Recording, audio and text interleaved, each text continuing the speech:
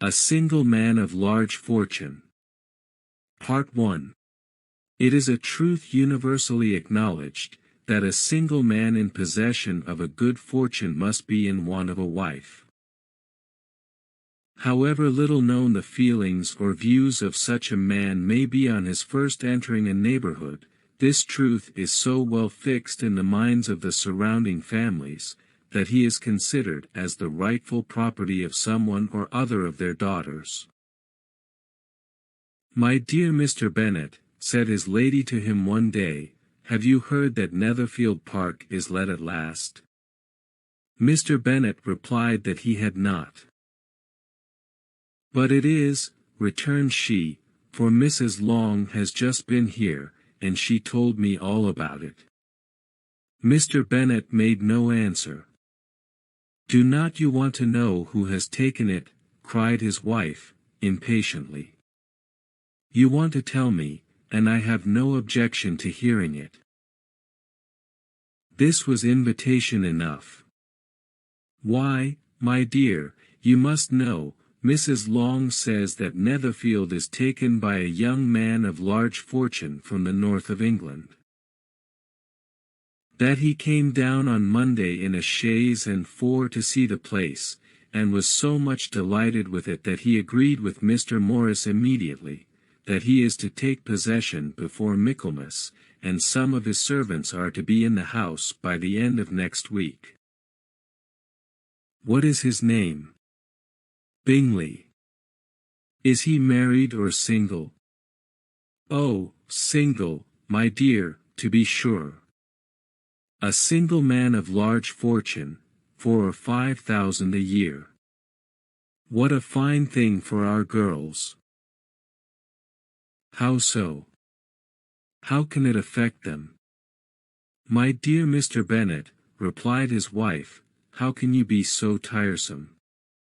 You must know that I am thinking of his marrying one of them." "Is that his design in settling here?" "Design? Nonsense, how can you talk so?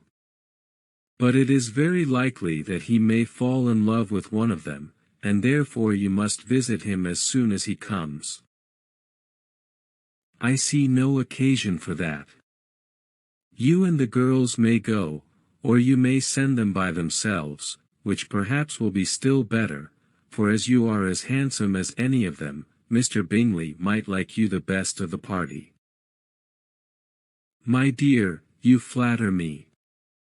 I certainly have had my share of beauty, but I do not pretend to be anything extraordinary now. When a woman has 5 grown-up daughters, she ought to give over thinking of her own beauty. In such cases, a woman has not often much beauty to think of. But, my dear, you must indeed go and see Mr. Bingley when he comes into the neighborhood. It is more than I engage for, I assure you. But consider your daughters. Only think what an establishment it would be for one of them. Sir William and Lady Lucas are determined to go, merely on that account, for in general, you know, they visit no newcomers. Indeed, you must go, for it will be impossible for us to visit him, if you do not. You are over-scrupulous, surely. I dare say Mr. Bingley will be very glad to see you, and I will send a few lines by you to assure him of my hearty consent to his marrying whichever he chooses of the girls, though I must throw in a good word for my little Lizzie. I desire you will do no such thing. Lizzie is not a bit better than the others, and I am sure she is not half so handsome as Jane, nor half so good-humored as Lydia. But you are always giving her the preference." "They have none of them much to recommend them," replied he. "They are all silly and ignorant like other girls, but Lizzie has something more of quickness than her sisters."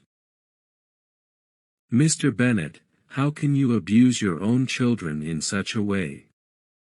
You take delight in vexing me. You have no compassion on my poor nerves. You mistake me, my dear. I have a high respect for your nerves. They are my old friends. I have heard you mention them with consideration these 20 years at least. Ah, you do not know what I suffer. But I hope you will get over it, and live to see many young men of 4,000 a year come into the neighborhood. It will be no use to us, if 20 such should come, since you will not visit them. Depend upon it, my dear, that when there are 20, I will visit them all. Mr. Bennet was so odd a mixture of quick parts, sarcastic humor, reserve, and caprice, that the experience of 23 years had been insufficient to make his wife understand his character. Her mind was less difficult to develop. She was a woman of mean understanding, little information, and uncertain temper. When she was discontented, she fancied herself nervous. The business of her life was to get her daughters married. Its solace was visiting and news. Thank you for watching.